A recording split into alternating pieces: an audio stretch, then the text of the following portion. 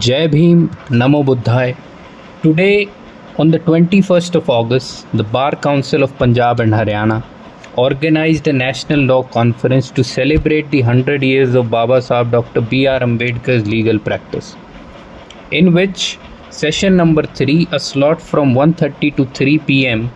was given to the Ambedkarite advocates, and we were asked to invite panelists of our own choice.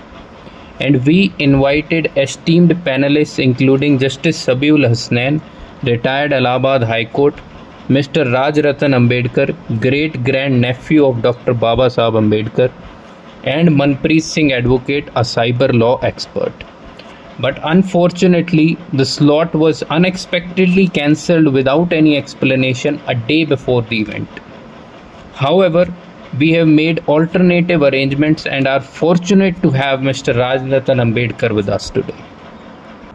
Sir, आपसे यही जानना चाहेंगे कि आपको क्या लगता है कि प्रोग्राम क्यों कैंसिल कर दिया गया? सबको नमो बुद्धाय, जय भीम। दरअसल मैं 2 दिन पहले ही पंजाब के मलोट में मेरा प्रोग्राम था और ये लास्ट मोमेंट पे मुझे ये इनविटेशन प्राप्त हुआ bar council of Punjab and Haryana की ओर से कि बाबा साहब अम्बेडकर जी की लीगल प्रैक्टिस को 100 इयर्स हो रहे हैं और bar council of Punjab and Haryana ये इनवाइट कर रही है। तो मैंने सोचा कि ऑलरेडी मैं पंजाब में ही हूँ, 20 तारीख को मलोट में हूँ और मेरी रिटर्न जर्नी जो है वो चंडीगढ़ से ही है, तो फिर क्यों ना एक दिन का स्टे एक्सटेंड किया जाए। और ये प्रोग्राम जो इतना नेशनल लॉ कॉन्फ्रेंस हो रही है, मैं भी एक लॉ फ्रेटर्निटी से बिलोंग करता हूँ। बाबा साहब के कॉन्स्टिट्यूशन के ऊपर मैं बहुत काम करता हूँ, not only in India, at abroad also. Australian parliament में मैं इंडियन डेमोक्रेसी पर मेरा वहाँ पर ऑस्ट्रेलियन पार्लियामेंट में स्पीच रखा गया था। तो मुझे एक अच्छा ये अपॉर्चुनिटी दिख रही थी कि चलो ऑस्ट्रेलिया मुझे बुलाता है, कनाडा में हम लोगों ने बात की है, यूएस में बात की है, चलो भारत के लोग धीरे धीरे समझ में आ रहे हैं, तो यहाँ पर भी जाया जाए और बाबा साहब के डेमोक्रेसी को, जो डेमोक्रेसी का व्यू बाबा साहब का है, वो लोगों को बताया जाए। लेकिन जिस दिन मैं ये सारा प्रिपरेशन में मैंने सारे नोट्स बना के रखे हुए हैं, मेरा सारा स्पीच रेडी हुआ था कि कौन सी वो बातें हैं जो बाबा साहब की हम बता सकते हैं कि जो नेशन को फर्स्ट पहले पायदान पे रखती है। तो वो सारे स्पीचेस भी मेरे रेडी थे, क्या बात करनी है, क्या टॉपिक्स रखने हैं, क्योंकि हम लोग जो पैनलिस्ट है वो भी जजेस है, सारे लीगल फ्रेटर्निटी से है, तो उस तरह से रिप्रेजेंटेशन एक अंबेडकर फैमिली से हो, उनको भी लगे कि हाँ ये पढ़े लिखे लोग हैं, ये कोई इसी तरह से कुछ भी बोलने वाले लोग नहीं हैं, ये सारे वेल इन्फॉर्म्ड है और सारा इनके पास कंटेंट जो है वो होता है। लेकिन एक रात पहले पता चलता है कि कॉन्फ्रेंस कैंसिल नहीं है, सिर्फ मेरा जो सेशन है, सेशन नंबर 3, सिर्फ वो पोस्टपोन किया हुआ है। यानी आज की नेशनल लॉ कॉन्फ्रेंस हो रही है, लेकिन जिसमें मैं अपनी बात रखने वाला हूं सिर्फ वो कैंसिल है। तो कहीं ना कहीं ये एक दर्द कहो, ये एक दुख कहो, ये होता है। बाबा साहब अम्बेडकर जी के लीगल प्रैक्टिस को 100 इयर्स हो रहे हैं और उन्हीं के फैमिली का पढ़ा लिखा और वो भी डेमोक्रेसी के ऊपर बोलने वाला वक्ता आपको नहीं चाहिए। आपको कौन चाहिए? मिनिस्टर्स। आपको किसी फलाना पार्टी के लोगों को रिप्रेजेंटेशन, यानी आपको उनको अम्बेडकराइट दिखाना है। यानी बाबा साहब पे कौन बात करेगा? तो फलाना फलाना पार्टी का एमपी बात करेगा। हमें बात करने की वहां पर आजादी नहीं है। आज बाबा साहब की मूवमेंट कौन चलाना है? अभी रामानंद कोविंद जी ने एक बुक पब्लिश की थी, बुक का नाम है, पब्लिक डोमेन पे है, अंबेडकर एंड मोदी। तो बाबा साहब के विजन इस देश में कौन पूरा कर रहा है? Only and only Narendra Modi. तो ये माइंडसेट पूरे भारत में तैयार किया जा रहा है। ये उसी का रेप्लिका मुझे नेशनल लॉ कॉन्फ्रेंस, जो मेरा सेशन कैंसिल हुआ है, हमारा सेशन कैंसिल हुआ है, उसमें मुझे पता चलता है कि बाबा साहब के विजन्स बताने का काम अब सिर्फ एक XYZ पार्टी के लोगों का, उनकी ही मक्तेदारी कहते हैं हम लोग मराठी में, उनका ही अधिकार रह गया है कि बाबा साहब की लेगेसी यानी सिर्फ हम लोग बताएंगे, आप लोग नहीं बता सकते। तो ये नेशनल लॉ कॉन्फ्रेंस जो कैंसिल हुई है, मुझे लगता है कहीं ना कहीं उसके पीछे ये रीजन है। लेकिन मुझे एक अच्छा भी लगा, वो उस समय भी अंबेडकर से डरते थे और आज भी अंबेडकर से डरते हैं। तो सर आप कुछ विजन ऑफ बाबा साहब के ऊपर बताना चाहिए? जी देखिए, बाबा साहब अंबेडकर जी ने डेमोक्रेटिक, किसी भी कंट्री को डेमोक्रेसी के लिए अगर अब वो अपनाना चाहता है तो डेमोक्रेसी को जिंदा रखने के लिए, सरवाइव करने के लिए क्या क्या आवश्यक है, ये बाबा साहब का डिटेल स्पीच बाबा साहब अंबेडकर जी ने पुणे में लॉयर्स के एसोसिएशन में ये स्पीच दिया हुआ है। और वो स्पीच भारत के हर व्यक्ति को जानना चाहिए। इस स्पीच को भी मेरे ख्याल से सर्टन 100 इयर्स पूरे हुए और पुणे में भी लॉयर्स एसोसिएशन ने, बेंच ने, जो बार एसोसिएशन की बेंच होती है, उन्होंने भी इसको रिमार्क करते हुए वो दिन सेलिब्रेट किया, महाराष्ट्र के पुणे के सारे लीगल फ्रेटर्निटी ने।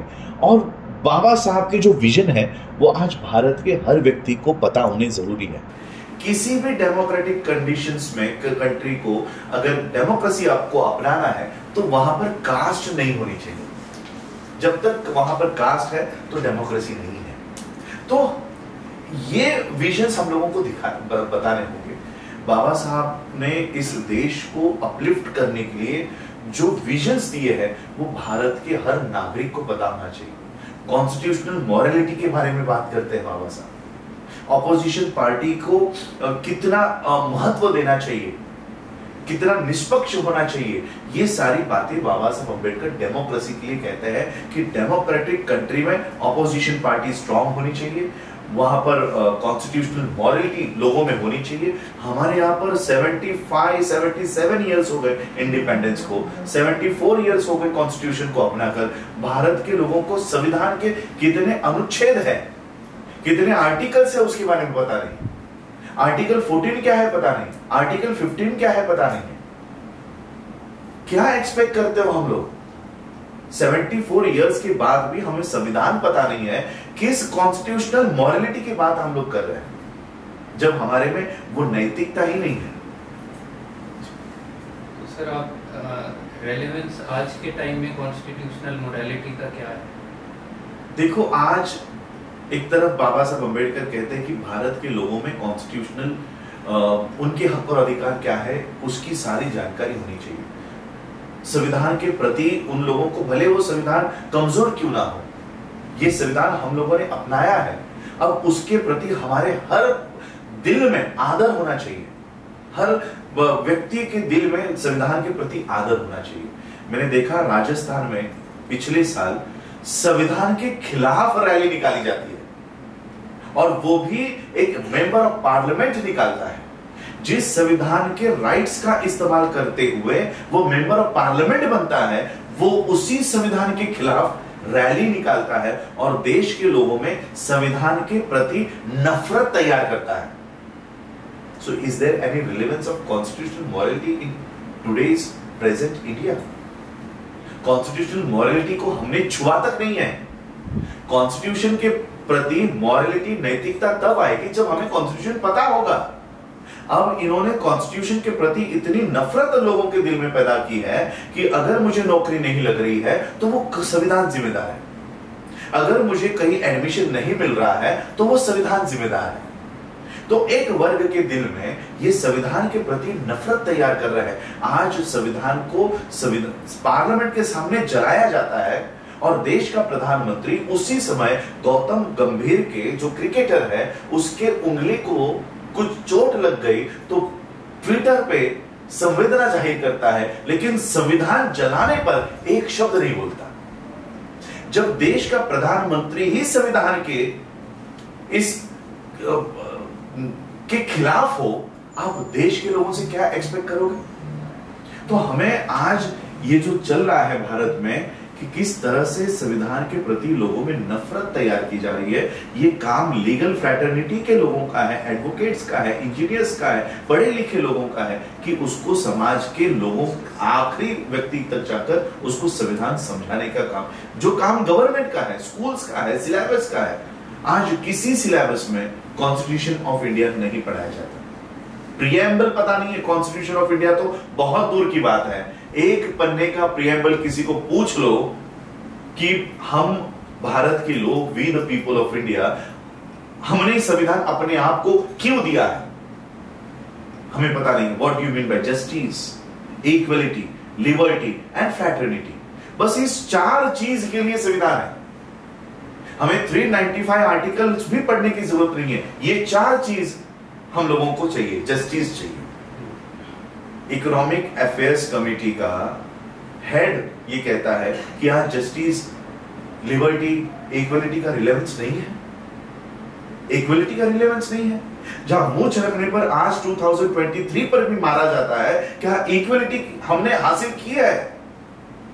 जब हमें अपने विचार व्यक्त करने पर ईडी और सीबीआई लगाई जाती है, क्या हमारे पास लिबर्टी है? हम आज भी एक दूसरे को हिंदू मुसलमान के नाम से देखते हैं, जय श्री राम बुलवाने पर हत्या हो रही है, क्या हम लोग में फ्रैटर्निटी है? हम लोग में फ्रैटर्निटी? और ये कहते हैं कि ये रिलेवेंट नहीं है, ये टर्म्स आज रिलेवेंट नहीं है। ये टर्म्स 1950 में जितने रिलेवेंट नहीं थे, आज कई ज्यादा उसकी जरूरत हमें आज 2023 में है। जब ये संविधान दिया गया था ना, उस समय इतना जातिवाद नहीं हुआ होता होगा जितना आज है। बाबा साहब कहते थे कि cultivation of mind is the ultimate aim of human existence. Yes. तो इससे आप पूरा जो भारत आज तबाह हो रहा है ना, वो इसी एक, ये जो एक कोटेशन है ना बाबा साहब का, ये इसी एक कोटेशन को ना अपनाने की वजह से भारत की तबाही दिखाई दे रही है। आज कल्टीवेशन ऑफ माइंड कहां है? लिबर्टी ऑफ माइंड कहां है? तो आज हम लोग जो बात कर रहे हैं, ये cultivation of mind, liberation of mind, Buddha का तर्क आज भारत के लोग गवा चुके हैं। हम तर्क नहीं कर रहे हैं। यहां का नीरव मोदी, मेहुल चोकसी भारत के संपत्ति का इतना बड़ा हिस्सा लेकर भाग रहे हैं, देश के लोगों को उसके ऊपर कोई आशंका नहीं है, कोई उसको आपत्ति नहीं है।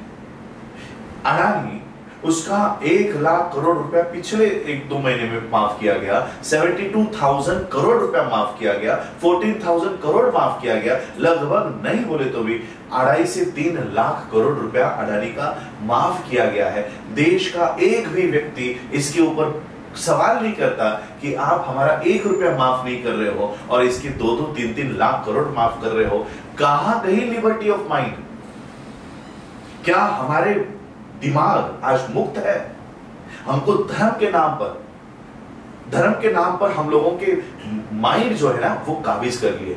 हर धर्म को अपना प्रचार और प्रसार करने का अधिकार बाबा साहब ने संविधान में दिया हुआ है।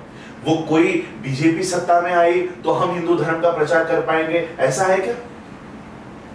कल कांग्रेस आई तो क्या सारे लोग मुसलमान बन जाएंगे?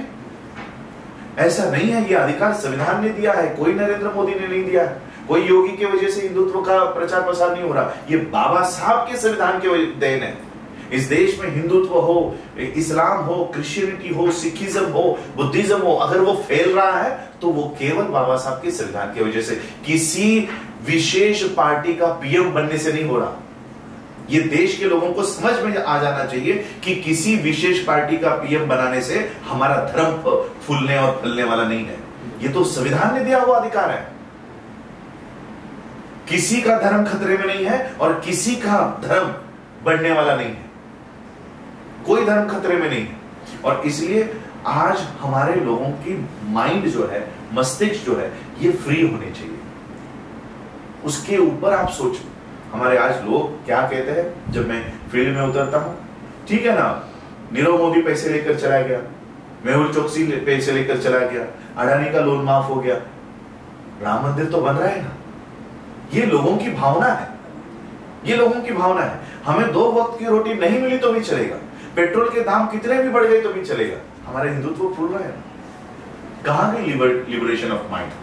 सो आज भारत के लोगों को अपने दिमाग को आजाद करने की लड़ाई लड़नी होगी। देश आजाद हो गया है, फिर भी हम आज भी गुलाम हैं, धर्म के गुलाम हैं, पार्टियों के गुलाम हैं, जातियों के गुलाम हैं।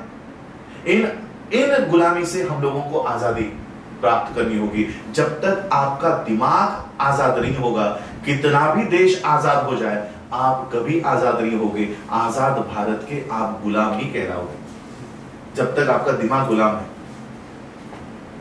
सर ऐसा क्यों है कि जो इक्वालिटी की बात करता है हम उसकी बात सुनना नहीं चाहते, जो इक्वालिटी की बात नहीं कर रहा उसकी हम सुनते हैं? जी देखो, इसलिए तो मैंने कहा कि हमारे दिमाग का लिबरेशन इन्होंने छीन लिया है।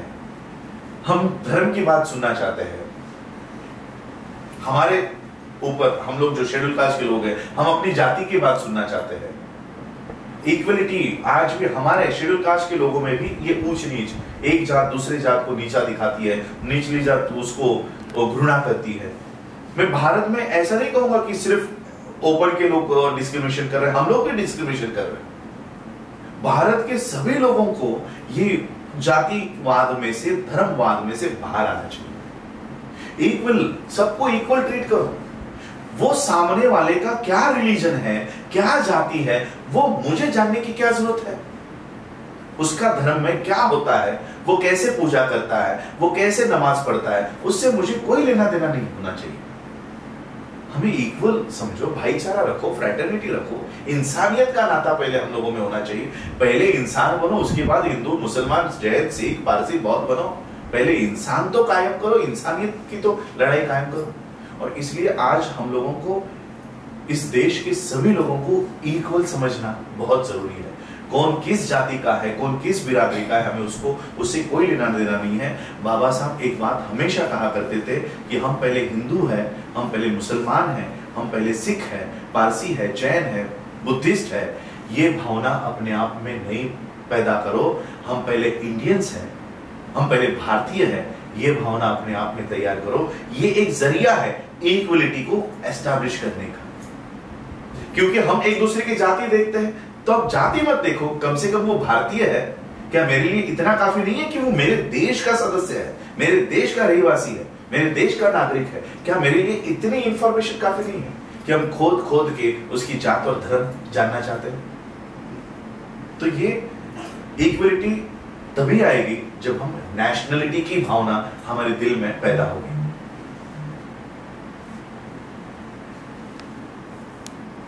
सर आपको ऐसा लगता है कि there is selective acceptance of Baba Sahab? जी कैसा है ये, इनके हिसाब से इन्होंने बाबा साहब को एक्सेप्ट किया हुआ। बाबा साहब अंबेडकर जी को, जैसे मैंने जब देखा CNRC लागू हुआ तो हिंदुस्तान टाइम्स ने बाबा साहब की सिर्फ एक लाइन कोट की और बाबा साहब अंबेडकर जी को बस उतना ही दिखाया, तो बाबा साहब तो CA के फेवर में है, तो बाबा साहब की सारी लाइंस क्यों नहीं कोट कर रहे हो? तो कहीं ना कहीं ये बाबा साहब को उनके मतलब का जितना बाबा साहब के राइटिंग एंड स्पीचेस से उठा सकते हैं, बस उतना ही प्रेजेंट करते हैं। तो ये सिलेक्टिव बाबा साहब लोगों तक ला रहे हैं, और सिलेक्टिव हमने भी कर लिया है। हमने भी क्या किया है, बाबा साहब दलितों के मसीहा है, तो ये सिलेक्टिव हम लोग भी कर रहे हैं। क्या बाबा साहब ने महिलाओं के हक और अधिकार के लिए नहीं लड़े? क्या बाबा साहब इस देश के लेबर्स के हक और अधिकार के लिए नहीं लड़े? क्या बाबा साहब इस देश के स्टूडेंट्स के हक और अधिकार के लिए नहीं लड़े? बाबा साहब इस देश के हर व्यक्ति के हक और अधिकार के लिए लड़े। इतना ही नहीं, बाबा साहब ब्राह्मण्स के भी हक और अधिकार के लिए लड़े। कॉन्स्टिट्यूशन में मुझे बताइए, क्या किसी विशेष जाति या धर्म के लोगों को फेवर किया है किसी कि ये ब्राह्मण्स है या ये मुसलमानों को ये देना चाहिए, हिंदू को ये देना चाहिए? बाबा साहब ने सबको सेम पायदान पे रख दिया है। लेकिन ये बाबा साहब हमको प्रेजेंट नहीं करना है। बाबा साहब कौन है? दलितों के मसीहा है।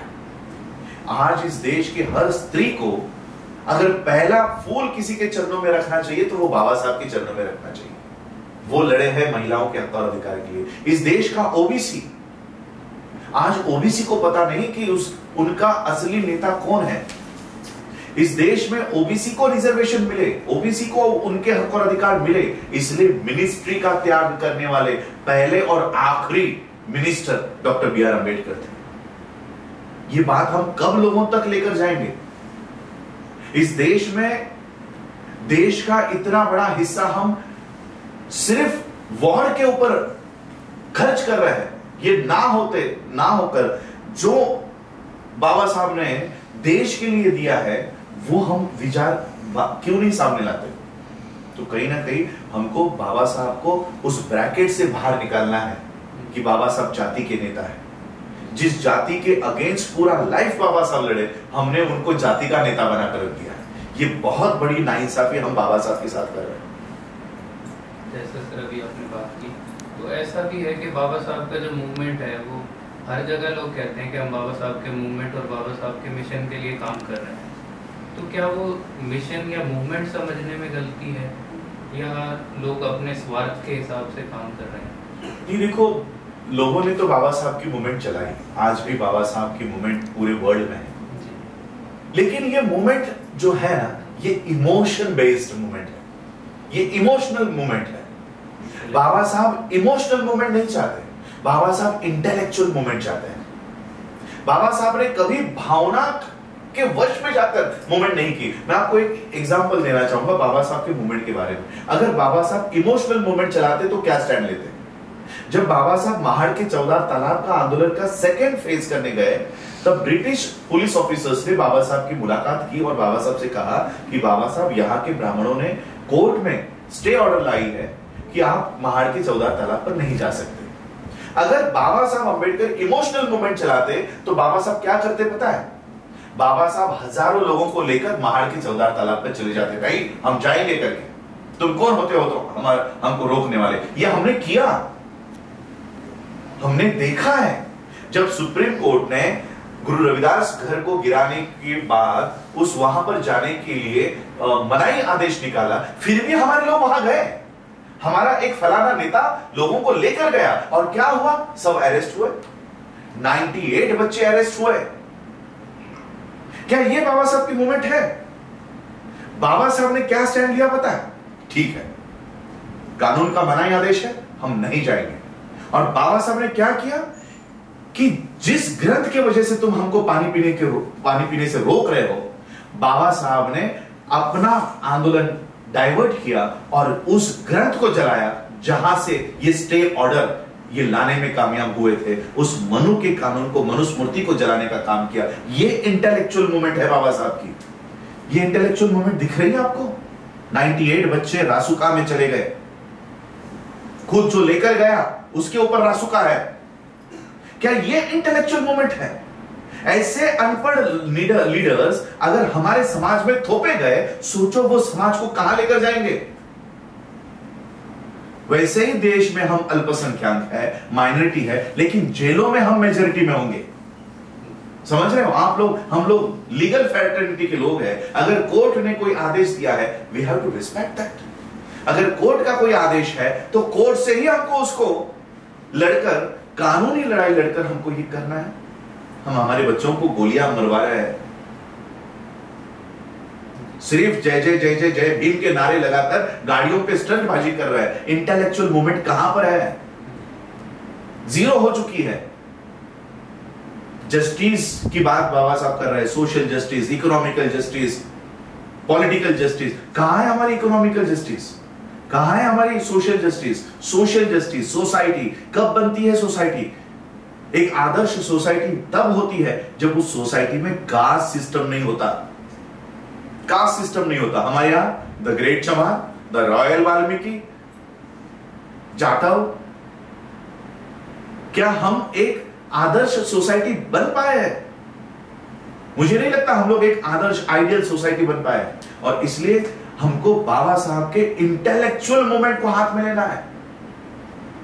आज तक हमने बाबा साहब की इमोशनल मूवमेंट चलाई। मैं ये नहीं कहूंगा कि उसकी जरूरत नहीं है। जयंती भी मनाओ, 14 अप्रैल को जब बाबा साहब की जयंती आएगी पूरे वर्ल्ड में मनाओ, लेकिन रिमेनिंग 364 डेज बाबा साहब के विचारों के ऊपर काम करो, प्रॉब्लम ऑफ रूपी के ऊपर काम करो, पीपल्स एजुकेशन सोसाइटी के लिए काम करो। एजुकेशनल मूवमेंट खड़ी करो, इकोनॉमिकल मूवमेंट खड़ी करो। हमारा मीडिया नहीं है। जब 100 साल पहले बाबा साहब अपना खुद का मीडिया तैयार करके गए हैं, मूक नायक, प्रबुद्ध भारत, जनता, खुद का मीडिया था बाबा साहब का। हम बाबा साहब की मूवमेंट चला रहे हैं, हमारा खुद का मीडिया नहीं है। आप कह रहे हो ना कि हम बाबा साहब की मूवमेंट चलाने में कामयाब हुए कि नहीं हुए, तोल कर देखो बाबा साहब के सामने। हम बाबा साहब के पैर के नाखून के बराबर भी नहीं पहुंच पाए, जबकि अब हमारे पास रिसोर्सेस है। गाड़ियां आ गई, बंगले आ गए, जमीनें आ गई, नौकरी आ गई, सैलरी आ गई। कुछ नहीं था बाबा साहब के पास। जब कुछ नहीं था तो बाबा साहब ने इतनी बड़ी मूवमेंट खड़ी की। हमारे पास सब कुछ है, फिर भी हम बाबा साहब के 1% बराबरी की मूवमेंट खड़ी नहीं कर पा रहे। कुछ नहीं था तो इतना महान संविधान देकर गए। सब कुछ है, हम संविधान को बचा नहीं पा रहे। This is the comparative analysis कि क्या है मूवमेंट। तो इसलिए हमें बाबा साहब के इंटेलेक्चुअल मूवमेंट को भी हाथ में लेना होगा।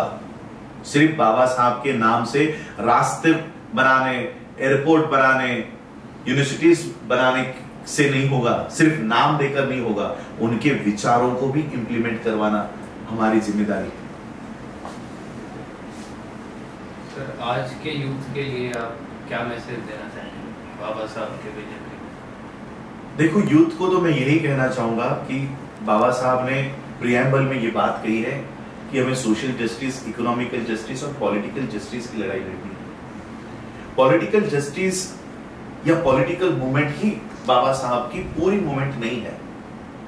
It is not the whole movement, it is a part of Baba Sahab Ambedkar movement. जब पॉलिटिक्स नहीं है तब नॉन पॉलिटिकल मूवमेंट्स को आप लोगों को बढ़ावा देना है, उसको खड़ा करना है। जब पॉलिटिक्स की बात आती है तब पॉलिटिकल एक्टिविटीज में एंगेज हो जाओ, लेकिन रिमेनिंग डेज बाबा साहब की नॉन पॉलिटिकल मूवमेंट को मजबूत करने का काम करो। और ज्यादातर तो मैं यही कहूंगा कि अपने एजुकेशन का इस्तेमाल अपने समाज के एस्टैब्लिशमेंट, अपने समाज के अपलिफ्टमेंट के लिए करो। अपने एजुकेशन, क्योंकि आज पंजाब के जो यूथ है पढ़ा लिखा है, कनाडा जा रहा है, ऑस्ट्रेलिया जा रहा है, अलग अलग देशों में जा रहा है, अच्छी अच्छी नौकरियों में। आज का यूथ मैं कह रहा हूं कंपैरेटिवली अच्छे रिसोर्सेस आज उसके पास हैं। ये केवल और केवल बाबा साहब की देन है, केवल और केवल बाबा साहब की देन। और इसलिए हमारे एजुकेशन का इस्तेमाल हमारे सोसाइटी के अपलिफ्टमेंट के लिए होना चाहिए। कोई इंजीनियर है, कोई डॉक्टर है, कोई लॉयर है, तो उसके एजुकेशन का इस्तेमाल अपने सोसाइटी के लिए करो, अपने हॉस्पिटल्स तैयार करो, अपनी सिस्टम्स तैयार करो। इसके लिए मैं यूथ को यही कहना चाहूंगा कि जो भी आज हमें मिल रहा है वो पेबैक करो बाबा साहब के मूवमेंट के लिए। चाहे वो एजुकेशनली हो, माइंड दे सकते हो तो माइंड दो, साथ दे सकते हो तो साथ दो, रिसोर्स दे सकते हो तो रिसोर्सेस दो। ये आज के यूथ को ध्यान में रखते हुए काम करना चाहिए।